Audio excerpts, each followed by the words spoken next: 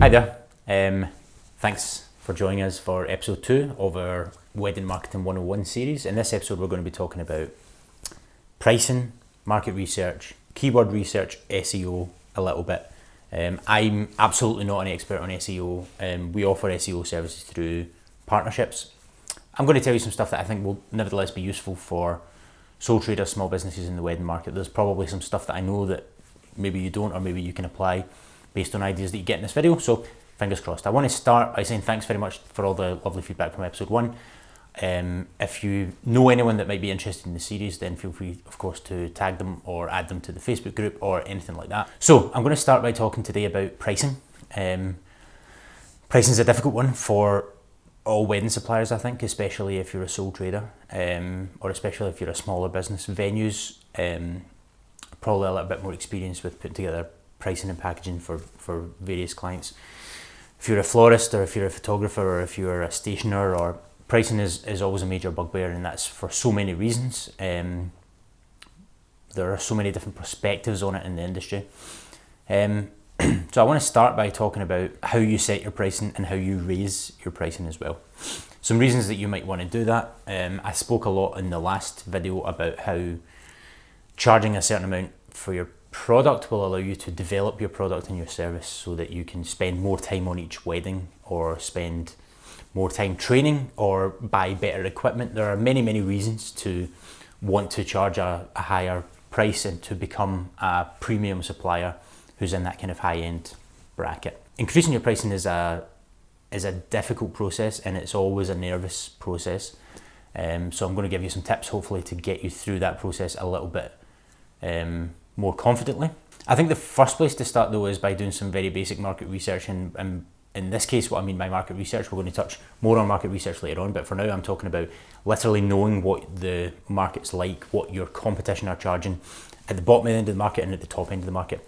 That's a pretty basic process. That's a bit of Googling, a bit of stalking. I'm sure we've all done that to a greater or lesser extent when we've been preparing our business in general.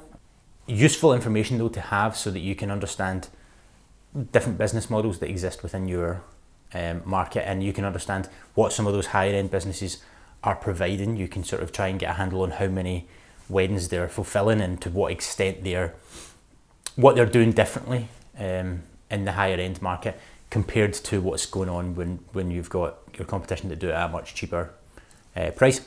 When it comes to actually taking the plunge and raising your pricing, there's a couple of good indicators that you might be in a good position to do that. The first is, are you converting a lot of your current inquiries? So that's regardless of how many you get, even if you only get 10. Obviously, we're dealing with such small numbers in terms of data here that it's very difficult to extrapolate greater meanings, and very often we'll never be in a position where we're getting large enough numbers to have statistically reliable data. But if you get 10 inquiries through in a 3-month period, but you convert all of them, there's obviously, first of all, there's an issue because there's not very many inquiries to receive. So there's possibly an issue with how you're actually acquiring inquiries, and obviously we're looking to sort of address that with some of these videos. But your conversion rate at that level, 100% conversion, that's a clear indication that people are expecting you to be more expensive than you are. Or it could be a clear indication that people are expecting you to be more expensive than you are. So that's one sign. So if you're converting a lot of your inquiries, regardless of how many really you get, that's probably a good sign that that there's a bit to go before you reach that ceiling where people are expecting to pay a little bit more for your services than you're currently charging. So that's a good sign as far as the health of your product or service. Another good sign is if you're booked up for this year and you're steadily booking up into next year. So if you've got a full calendar this year and things are looking good for next year, or things are starting to look good for next year, you're probably in a position where you can start to push that as well. Very obvious logic there being, you'll never have a better time to do it than with a year's worth of guaranteed money in the diary. Again, the idea here is not just to be greedy and to be profiteering. Obviously, the wedding market has a bit of a reputation for, I'm sure we've all heard something to the effect of, when you use the word wedding, the charge doubles, and that isn't something I particularly agree with. I don't really agree that happens. In many cases, there are probably individual instances of it happening, but I think more often than not, to provide a service for a wedding just is a more expensive, more time-consuming thing to do. I know that the pressures are very different, the standards are very different, but when we're talking about our goal to raise our pricing, again, I'm doing that with the idea in mind that your ultimate goal may well be to provide the best service in the industry, provide the best content, do the very best work you can do. In the example I gave in the previous video, Nick Bruce and his Blinding Lights, my own wedding band.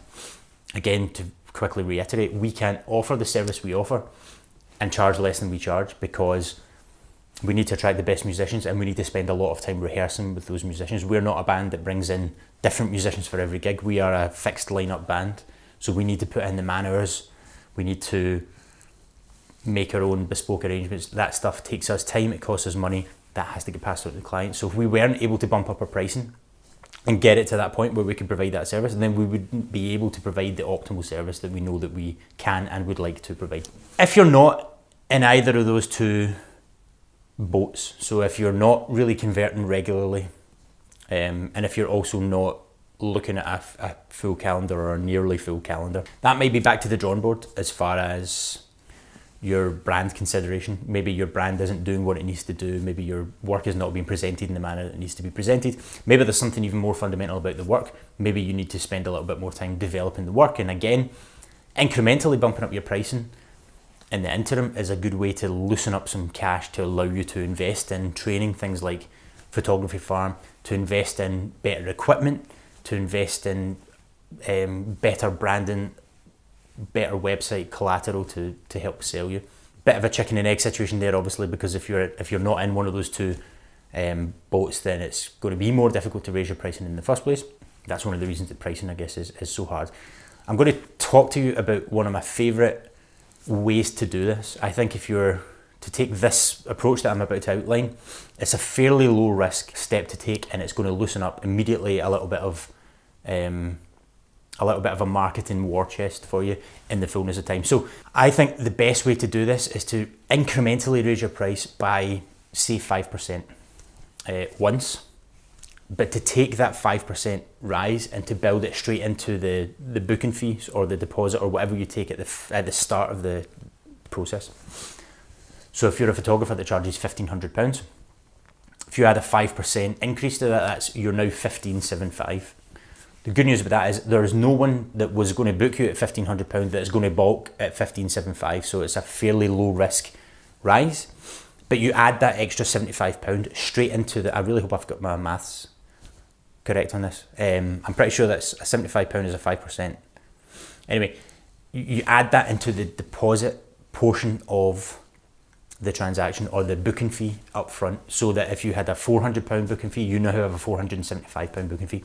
And then you take that £75, which you were never getting that before, that's extra bonus revenue, and you put it straight into your marketing saving account, your marketing war chest. And that means the minute you convert that first new sale at that new price, you've just given yourself £75 to put towards getting that next sale.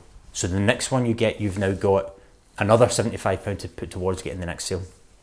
Again, no one, I think for that 5% bump, there's no one, no matter what industry you're in, no matter what you're charging.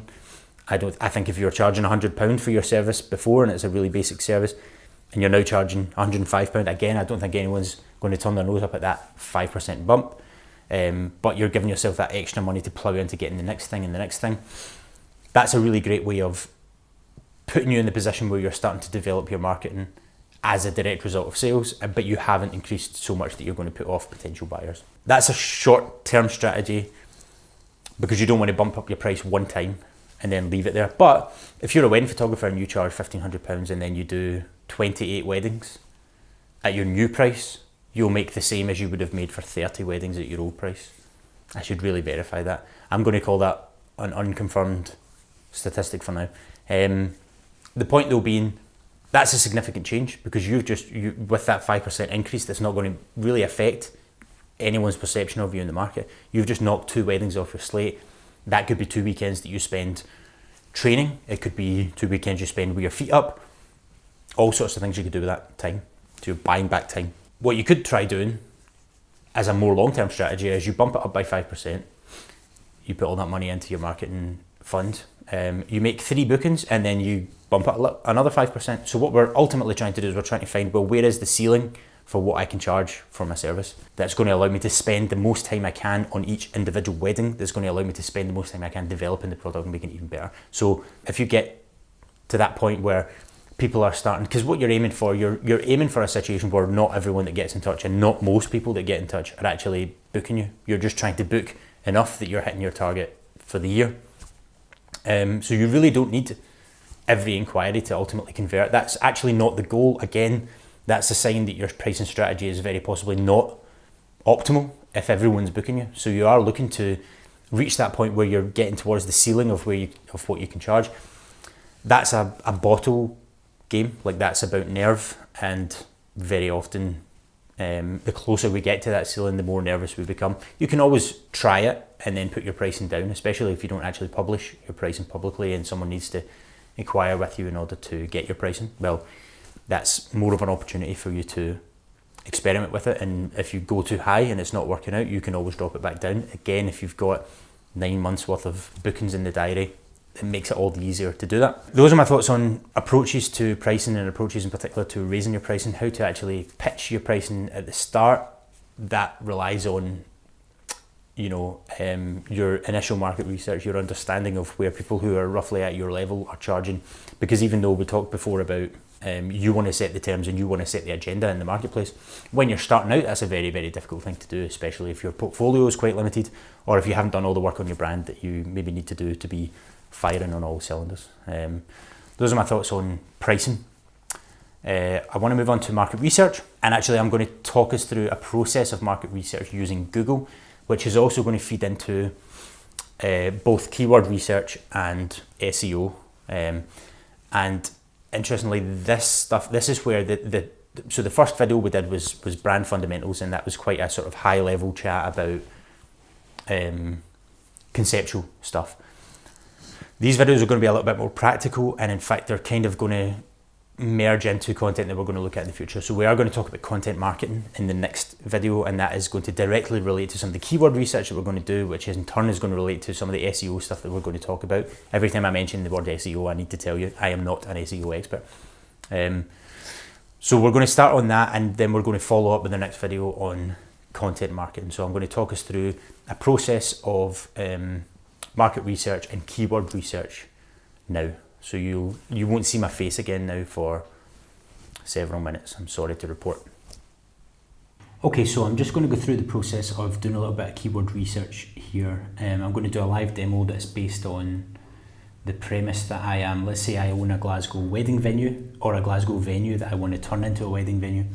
So I'm just going to go through the process of sort of researching what my competitors are doing to some extent, but also what the market is searching for generally, and what I can do to sort of try and appear on some of those relevant search engine results pages, or at least get some understanding of the lay of the land. First thing I'm going to do then is I'm going to open an incognito browser in Chrome or some other web browser that the purpose of it being an incognito browser is that it won't take into account my previous browsing history or any bias that I might have, or serve me results that are tailored to my Google account. I want to see results as the user would see them.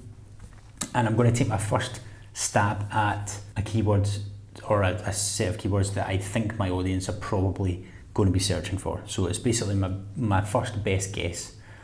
That's going to be wedding venues Glasgow. I'm going to search that in an incognito browser, and we're going to see what comes up. So the first thing we see is there's an AdWords placement there for a specific venue, and there's a few venues that are popping up using map data as well. That's probably quite a good place to end up, but let's look at the actual core content that's been served. On the results page, so the first result, 28 of the best wedding venues in Glasgow 2017. Second result, 15 unique and amazing Glasgow wedding venue ideas. A list again from hitch.co.uk, wedding venues in Central and Glasgow. Wedding venues Glasgow City, 10 of the best, 159 wedding venues in Greater Glasgow. Wedding reception venues from the Glasgow Girls Wedding Guide. Fine wedding venues near Glasgow, 100 Scottish wedding venues. So here's what we're learning right away by looking at this. So right away we have a lesson to extrapolate from this, and that is that, well, the type of content that's been served to people searching for wedding venues in Glasgow is not, generally speaking, is not specific locations, it's not specific individual places. So my hope or expectation to get my specific wedding venue in Glasgow just by talking about myself is not necessarily going to be fruitful, because if we look at what's arriving there just now, we see that it tends to be aggregated editorial content. So let's click on this first link from the Scottish Web Directory and see what we see. So they're running down, so they acknowledge that there's some sponsored content in there. We're running down a list of venues. There's a little blurb, so there's not a huge amount of content on that. There's only a couple of photos and a little bit of text, and then it does link out to the individual websites.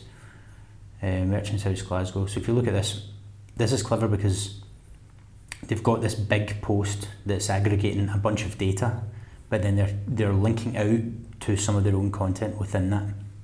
So if we click on that, they're linking out to their profile of the Merchants House Glasgow.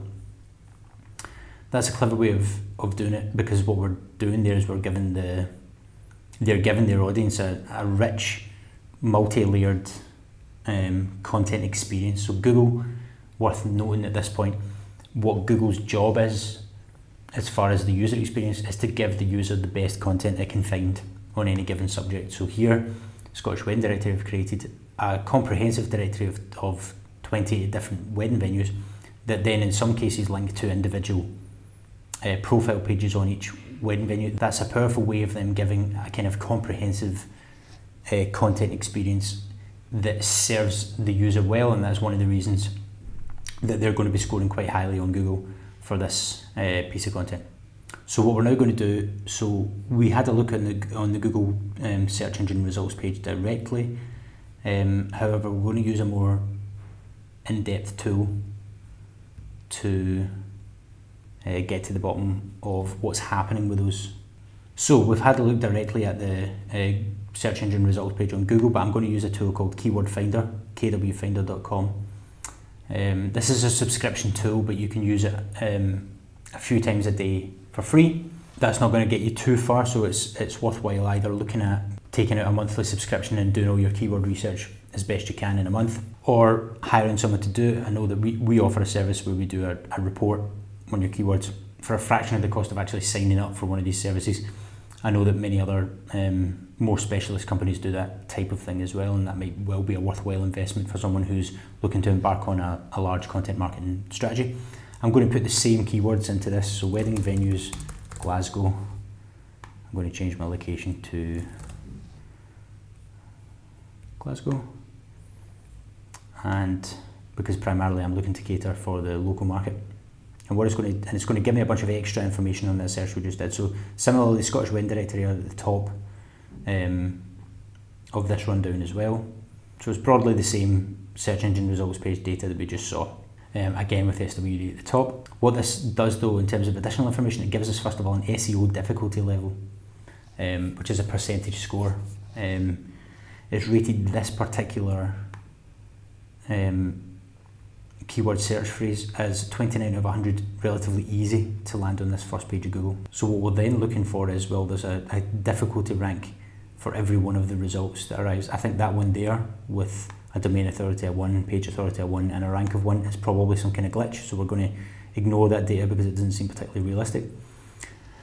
But we can review what's landed on this page, and we're looking for those greens that are potentially vulnerable targets. Obviously, when we're looking at SEO, generally speaking, this is a dog-eat-dog type situation. And in order to land on the first page of Google, that's going to be at the expense of something else. In any case, some useful information is given in here as regards which ones are particularly vulnerable. Now, important to note that everything we're seeing here is best guess data that's based on educated guesswork on the part of these services, KW Finder. Similarly, we're about to use Moz, Open Site Explorer, and again, we're talking about basically smart innuendo because Google is not releasing any of that proprietary information, so these services are looking to give their best guess. So let's look at this. This metric here is something I want to talk about, the Moz domain authority. That's a again, a percentage score that's attributed by Moz, again the Open Site Explorer, and used as a metric by other third-party services to give a sort of overall credibility score to your domain, so your website overall, in the eyes of Google. They've attributed 41 to the Scottish Wedding Directory. If you're running a publication like the BBC, you're going to be close to 100. If you've just launched a brand new website, you're going to be a lot closer to 1, most likely, in the first instance. Scottish Wedding Directory, 41 domain authority. So Google views that as, generally speaking, a credible source of information. Now, the page authority refers to the authority of that particular page that's been served up in the eyes of Google. So they've got decent domain authority there. Page authority, quite vulnerable. If we look down here, hitch.co.uk has a much higher domain authority, quite a bit higher on page authority as well. It's going to, in theory, therefore, be more difficult to budge that from the search engine results page than it will be to budge this, even though counterintuitively this is above this link. What we're doing when we're trying to serve up content that meets the needs of Google search and of Google users is we're trying to, again, create the best possible content experience that we can. Google is already very good at figuring out who's providing a good content experience for the user, and it's obviously going to be focusing its efforts more and more towards that goal. So Google is a search engine first and foremost. That is its core product, and it's one of the biggest companies in the world. We can assume that over the next 5 years it's going to get even better and even better and even better at curating the best user experience and giving the best information it can to its users. So actually, when we search for wedding venues Glasgow, what we want to do if we want to land on this first page of Google is we want to provide the best information we can for people searching wedding venues Glasgow, and we've already learned that that probably is going to mean aggregating a bunch of editorial content instead of just plugging a single venue. Most people looking for wedding venues Glasgow are looking to compare a bunch of different venues. They're looking to gain information from a bunch of different venues, so we're going to want to, for best results, serve up some content that gives them that information and gives them it in an in-depth fashion. So right away we've learned a little bit about what, from the very first search, and remember this was just our best guess as to what our users might be searching for. We've learned the type of content that's been served up, and we're inspired in terms of ideas for what kind of content we want to create ourselves. The next thing we want to do is we want to look at this data here, and as we can see there are 1,000 estimated searches per month for the term wedding venues Glasgow, and we can see that there's a big spike in January when it goes up to 1.6k, and again in August when it goes up to 1.3k. These are, and notably there's a downward trend in December where there's less than 1,000, significantly less than 1,000. That's sort of estimated data obviously, but we can extrapolate from that these are the key wedding planning periods of the year, so the end of the summer, start of autumn, as well as kind of early winter or midwinter, January. That gives us a clue as to when we want to be spending most of our resources in more general terms in our marketing. So generally speaking, when we're looking down this list, what we're doing is we're getting ideas for other types of content that we might want to serve up to our users. There's Glasgow Wedding Venues on a Budget. If you were able to put together a really informative piece about Glasgow Wedding Venues on a Budget, again taking care to present the type of aggregated editorial content that Google seems to be favouring, then that might be that's a less competitive, again, search engine results page to land on. Now, let's look at this. So as you can see, there's a daily record result here. Daily record has a domain authority of 81. So let's talk about this domain authority. Let's say that my wedding venue Glasgow client is Drygate. So let's put in drygate.com just as I got married at Drygate, so first place that sprung to mind. Domain authority 46, so that's a pretty damn good domain authority score here. And for the homepage, they've got a domain authority of 54. Now let's go on the Drygate website and let's find their events and wedding. Let's find their wedding page. So there we go, venue hire weddings. Oh, and there's my wedding in the video anyway, I won't make you watch that. Point is, I'm going to grab that URL, and I'm going to find the page authority for that URL, and compare it to the page authority on the home page. Okay, so there is there. So the page authority on that URL is just 1, whereas the page authority of the home page is 54. So that page authority of the home page, so again, that's the credibility this time only about a specific page on your website that Google attributes to that page. If the wedding page, which is a page authority of 1, can be linked to from the home page, which is a page authority of 54, that's going to bolster the credibility of the wedding page because it's going to be linked to by a more credible source of information. So Google's going to value that a little bit higher as a consequence of the fact that it's being linked to by the home page. Now, we've got a domain authority of 46 for this client. Then let's go back to our wedding venues, Glasgow. The Scottish Wedding Directory has a domain authority of 41. If we can create a really great piece of editorial content for our Drygate website, that, by the way, I say our Drygate website, this is hypothetical, we did not make the Drygate website. We did take a lot of the photos that are on it, but we did not actually create the website. I'm just talking purely hypothetically. If we did that and created a really in-depth piece of content on Scottish wedding venues that went into a lot of detail, and we're talking like an idiot's guide to Glasgow wedding venues, like a big list, maybe 200, 300 words on each venue, and then a bunch of profiles within it, then there's a good chance we could end up on this first page of Google for that piece of content, bumping many of these domains that have lesser domain authority in the process. Now, does it suit the business objectives of a specific wedding venue in Glasgow to start to promote alternative and competitor websites? Probably not. But it might be a good strategy for example, bands that have been to a bunch of these venues to blog about their experiences at each one and give their unique perspective from a party point of view. If they can do that with in-depth content, and they can do these big aggregated posts that are sort of overview of 15 different venues, but then we're linking to a different blog post within that for each venue. So we're doing a lot of links out. If we can combine that with video content or audio content, that's going to be even better, because again, we're providing a better user experience because we're giving a multimedia experience. That again could be a really useful thing to offer.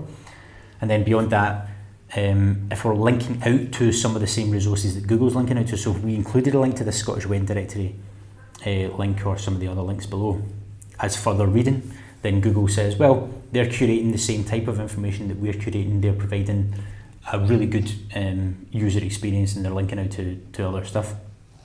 We're going to rate that content quite highly. That is going to give opportunities then for people who are searching for one thing, wedding venues, to arrive at content from a completely different source and start to build a relationship with your business, if you're a band, for example, or if you're anyone else that can aggregate content on venues. So that's a good sort of content approach, and I'm going to be talking a lot about content marketing and the reasons to go to that trouble a little bit later on. This is just one reason to go to that kind of trouble. But the other thing that you're going to have to contend with is that you're going to have domain authority of some kind. So we just checked it out for a relatively established business. Your business, in many cases, you'll be less well established than the example we used. So we need to look at ways that we can get that up. And one way that we can get that up is to build backlinks. So to get other websites that are credible to link to yours, to link to pieces of content on your site. Now, creating great content is one way to do that, and obviously if you create great content that's useful to people, then you can expect to see some people linking to it in the fullness of time. One way to start to build your backlinks is to look at the relationships you already have within the industry, with other suppliers, with any editorial sites such as blogs or magazine sites, directory sites, and look at what you can do to encourage them to link to your website. Now, one obvious way of doing that is to create great content, especially great content perhaps that features positive editorial on them. That could be a way to do that. Reciprocal relationships where you add backlinks in exchange for people linking back to you. That stuff is good on a small scale. What you don't want to do is do a bunch of those all at once and alert Google to the fact that you're sort of trying to game their system. Really, you're just trying to use the relationships you have to bolster your credibility in the eyes of Google, and thus hopefully your traffic over time. There are some tools available that you can use to check on your competitors' backlink strategy, or just your competitors' backlink situation. Let's look at Scottish Wedding Directory.co.uk, which is one of the biggest sites obviously in Scotland for Scottish wedding content, and let's see how many people are linking back to them. So it suggests that there are 42,000 total backlinks out there for the Scottish Wedding Directory. A lot of those will be duplicates on the same site, but we're looking at, so what you get there when you do that, we're on a site called linkminer.com, which is from the same supplier as the kwfinder.com. We see who's linking back to the Scottish Wedding Directory domain and in what sort of context are they doing that. So again, that's just, so we're seeing some suppliers, we're seeing some editorial sites, and we're seeing some venue websites and some tourism websites as well. This information is just going to help us to understand what our competitors are doing and how we can sort of not necessarily replicate their strategy, but it's going to give us ideas for relationships to try and forge and equivalent relationships that we might already have. So there's so much more to learn about SEO, about keyword research and competitor analysis than the stuff that we've gone into today. We really have scratched the surface, and I should reiterate one more time for the record, it really isn't our area of expertise, and there's so much more that can be done in this field. If you're interested in those topics, you can start on YouTube and do your own research. YouTube is a great place to do that.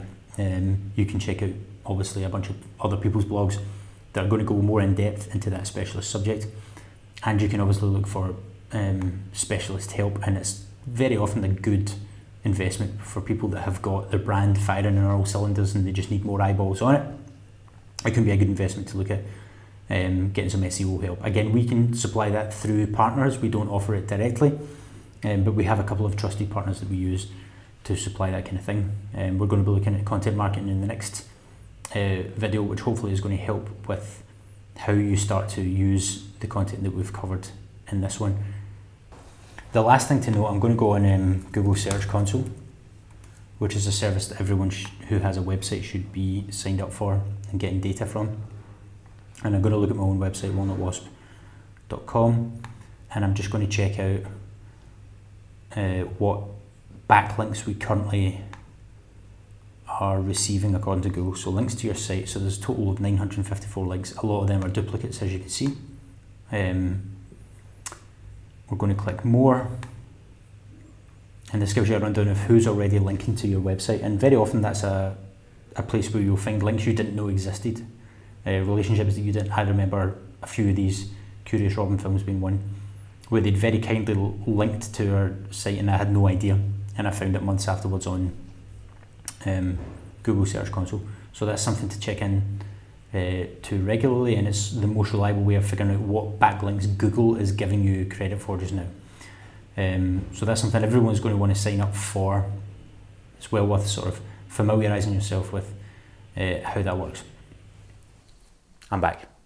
So I hope that was useful for you. As you know, the format of this, we've got 2 more of these videos to go, and as usual I'll be doing a live chat in the Facebook group shortly after this video is published. Both this video and the live video, for those who are in the Facebook group, the link for the Facebook group of course is in the description of this video.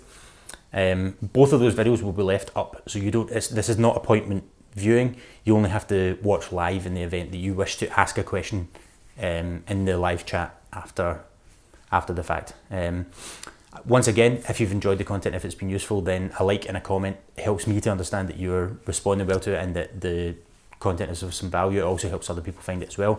Maybe you don't want to do that because you've just been researching the competition and it's dog eat dog, I understand that, but it would make me feel good, so something to think about. Anyway, I'll see you on the next one. Thank you very much.